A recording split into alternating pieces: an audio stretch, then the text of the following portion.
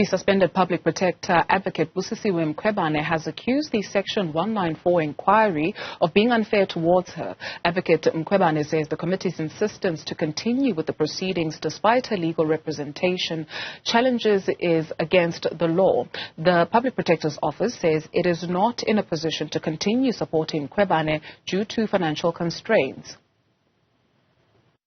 The process cannot continue with the legal team, and I wonder why the legal team will even entertain this contrary to the directives themselves. And what fairness is there if this matter proceed and they present and they summarize? What's the chairperson? I don't think you would want to expose yourself, actually personally as a chairperson, to that particular situation, because this is not the proper way to go. But then it's in your hands.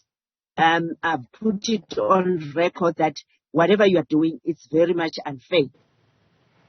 We're now joined by legal expert Nthabiseng Dubazana to find out what this means, because Nthabiseng, the Section 194 inquiry, the evidence leaders are continuing with the work in the absence of Busisiwe Mkhwebane and her legal team. They've just gone off for lunch now, but essentially what does this mean? It actually leaves very much to be desired, in my opinion. Look, the way that they have structured this Section 197 kind of mirrors a normal criminal procedure in terms of any crime that would happen. Remember, firstly, it's the first time we have to deal with something like this in our country. And then Busisiwe Mkhwebane did go to the Constitutional Court, which declared that she has a right to have legal representation at this inquiry, which in essence kind of falls under the umbrella of Section 35 of the Constitution, which is the right of either arrested or suspected persons, right? So now we're looking at a situation where she cannot financially secure legal representation. Now, when we look at the context of criminal procedure, if the accused person cannot afford legal representation, they have the alternative of two things. They can either apply for a state-funded attorney, or they can represent themselves. But the matter cannot proceed without the accused being present in order to hear what the evidence is and also to be able to defend themselves as the matter proceeds. So my question is, in a realm that we are fairly new with in terms of Section 197 inquiry and with the rules that have been set thus far, why is it that at a stage whereby the accused in this matter cannot afford legal representation, that the commission decides we are proceeding anyway, it's irrelevant whether or not you have legal representation, whereas the highest court in the land guaranteed that right? It is kind of questionable for me. And that's just it. So it's incumbent upon whom to make sure that she does receive that legal representation that she needs, or that even the highest court in the land has prescribed that she actually gets? So the chair of the commission ought to understand what this means. I think it was very important that the chair should have been somebody who has legal background, who understands how court process works. In such a situation, it would have been that the matter is adjourned and we are giving the accused in this situation, Mkhwebane, an opportunity to go and sort out her situation of legal representation. Give her a week or two or whatever the case may be in order to sort that out, to see if the Office of the Public Protector will still be in a position to continue. I understand they are not. And if they are not in a position to continue with her, is the state willing, because remember, she's still employed by the state, she's just suspended for now. Is the state willing to assist with a state-funded attorney?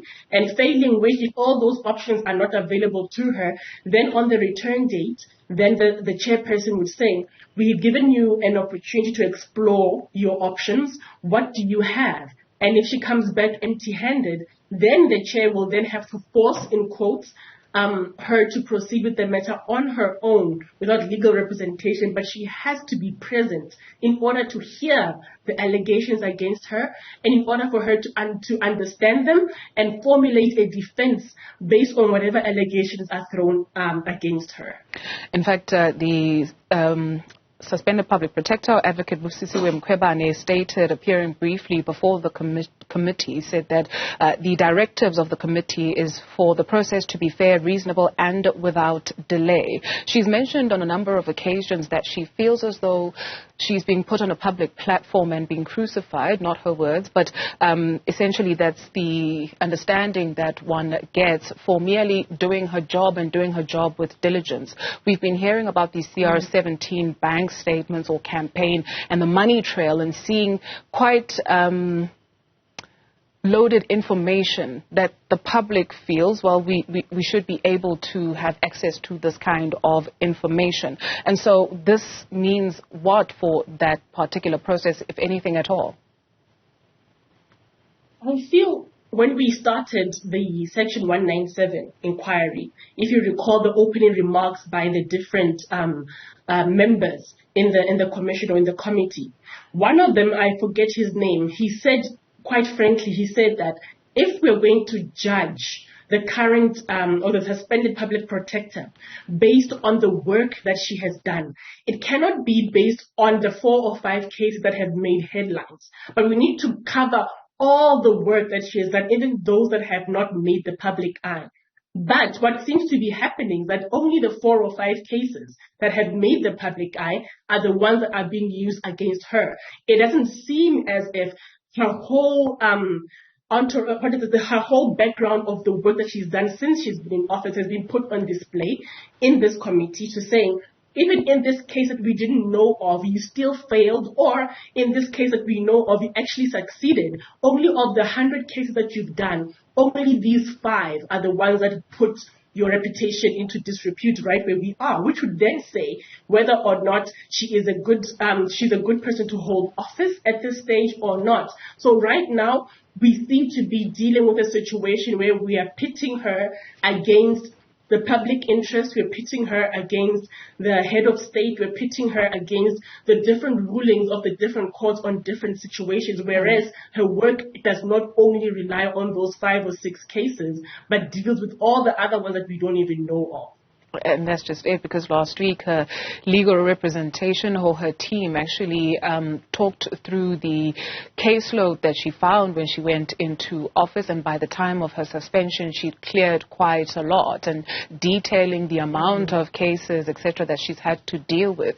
But also she mentioned something quite earlier on during this process that, well, you've got a committee that is also made up of members of a certain political party, and it is the president of that political party that is under scrutiny, again questioning the fairness of this process. Is there merit there?